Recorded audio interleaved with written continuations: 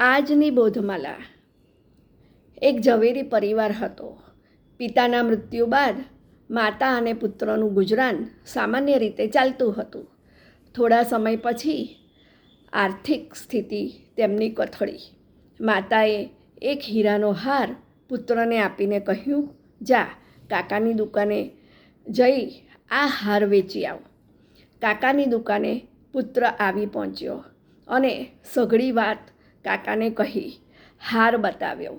કાકાએ તે હાર જોયો, પણ તે હાર નકલી હતો તેની ખબર કાકાને પડી.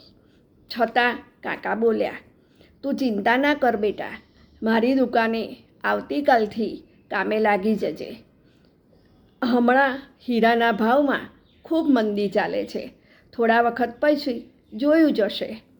ભત્રીજો કામે લાગી ગયો. ધીમે ધીમે હીરા વિશે જ્ઞાન મેળવવા લાગ્યો અને ધીમે ધીમે તેના વિશે પારખું બનતો ગયો. મોટા ઝવેરી તેને હીરા પારખવા માટે પોતાને ત્યાં બોલાવવા લાગ્યા.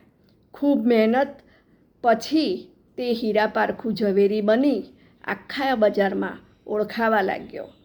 થોડા સમય પછી કાકાએ કહ્યું, તારી માતા પાસેથી પેલો હાર તું લેતો આવજે, હાલ સારો ભાવ ચાલે છે.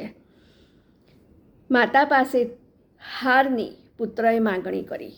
હાર પુત્રના હાથમાં આવ્યો. પુત્રને હાર જોતાં જ ખબર પડી કે આ હાર નકલી છે.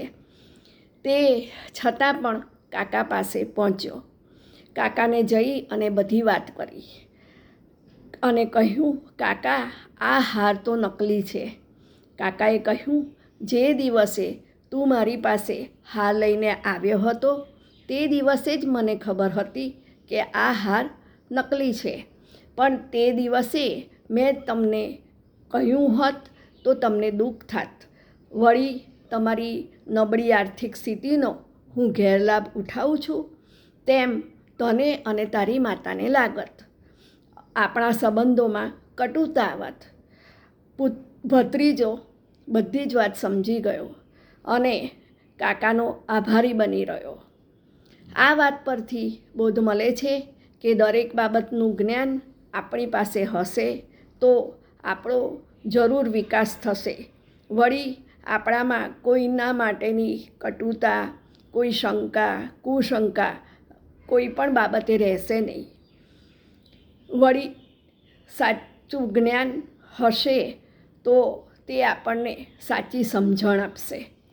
સંબંધો જળવાશે, કટુતા નહીં આવે અને જીવન વિકાસના પંથે ચાલ્યું જશે.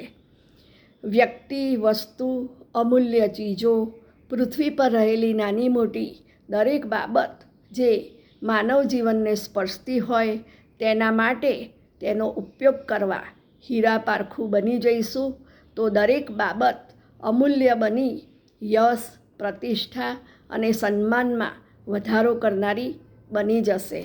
અસ્તુ.